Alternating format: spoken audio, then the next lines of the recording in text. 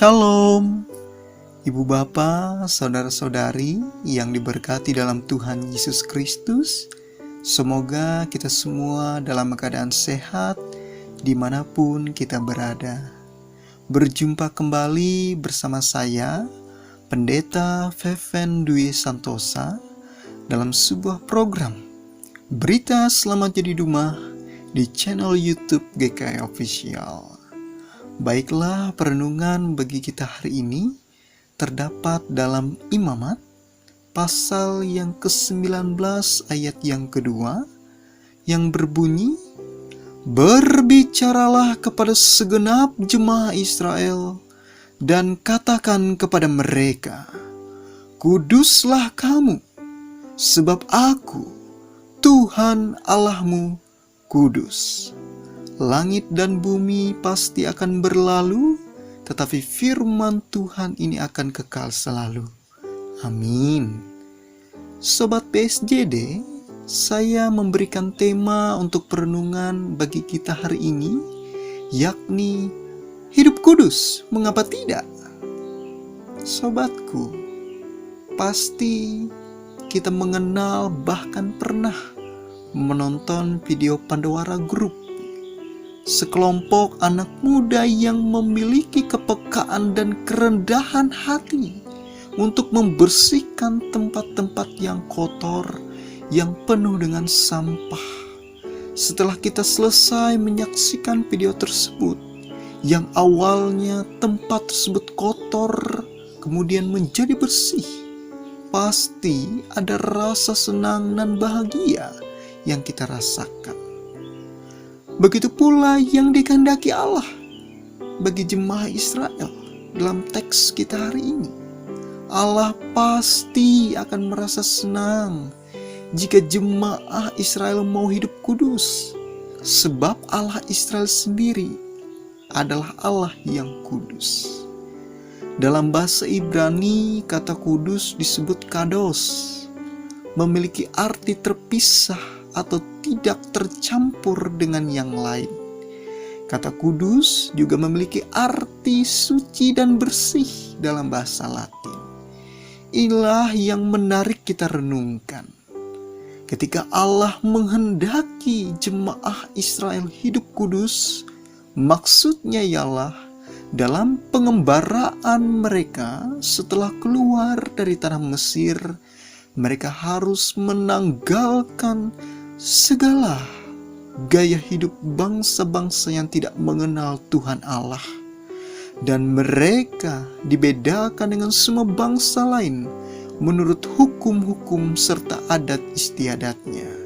Hal ini dimaksudkan untuk mengajar mereka supaya memisahkan diri dari dunia dan kedagingan, dan hidup suci dan bersih, serta mengabdi sepenuhnya kepada Allah dalam ketaatan kepada panggilannya, sehingga dalam keberadaan jemaah yang kudus ini menunjukkan reinterpretasi kehadiran Allah. Apakah kekudusan ini hanya ditujukan kepada orang Israel? Tidak, sebab ini berlaku bagi kita semua pengikut Kristus. Seperti yang tertulis dalam 1 Petrus pasal 1 ayat yang ke-15 sampai yang ke-16, yang berbunyi, "Tetapi hendaklah kamu menjadi kudus di dalam seluruh hidupmu, sama seperti Dia yang kudus, yang telah memanggil kamu, sebab ada tertulis, kuduslah kamu, sebab aku kudus." Pertanyaannya ialah, apakah saat ini kita benar-benar hidup dalam kekudusan? Apakah kita sudah memaknai arti dari kekudusan tersebut? Apakah kita sudah melakukan ketetapan yang Dia kehendaki untuk menjadi pribadi yang kudus?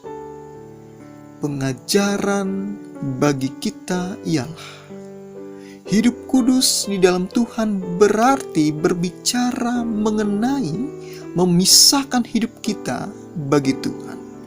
Memisahkan diri dari apa? Memisahkan diri dari segala sesuatu yang menghalangi hubungan kita dengan Tuhan. Apa itu? Bagi beberapa orang, beranggapan mungkin dosa adalah penghalang hubungan pribadi mereka dengan Tuhan. Tetapi bagi beberapa lainnya, mungkin penghalang itu berupa pekerjaan, harta, hobi, kesibukan, dan lain sebagainya. Tetapi jangan ada anggapan ketika kita hidup kudus, kita menarik diri dari dunia atau memisahkan diri dari dunia. Tetapi yang dikehendaki Tuhan ialah membawa hidup kita yang kudus di tengah-tengah dunia yang buruk, agar menjadi saksi kekudusan Allah melalui cerminan hidup kita. Walaupun kita menyadari hidup kudus bukanlah perkara yang mudah untuk kita lakukan. Itu semua semata-mata karena anugerah Tuhan dalam hidup kita. Tetapi yakin dan percayalah, sebab Tuhan Allah dalam Roh Kudus akan menolong kita menjadi pribadi kudus seperti yang terdapat dalam 1 Korintus 3 ayat yang ke-16 sampai yang ke-17. Tidak tahukah kamu bahwa kamu adalah bait Allah dan bahwa Roh Allah diam di dalam kamu? Jika ada orang yang membinasakan bait Allah, maka Allah akan membinasakan dia. Sebab bait Allah adalah kudus dan bait Allah itu ialah kamu.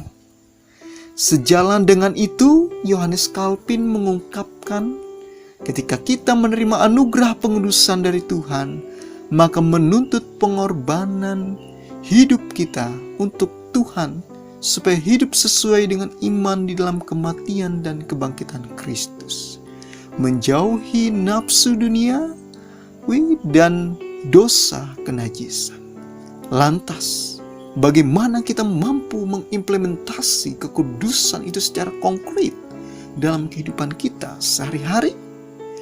John Charles Riley dalam bukunya Holiness memberikan beberapa hal penting tentang hidup dalam kekudusan yang sesungguhnya, yaitu kekudusan adalah kebiasaan untuk menyetujui pikiran Allah sebagaimana yang diungkapkan dalam Alkitab.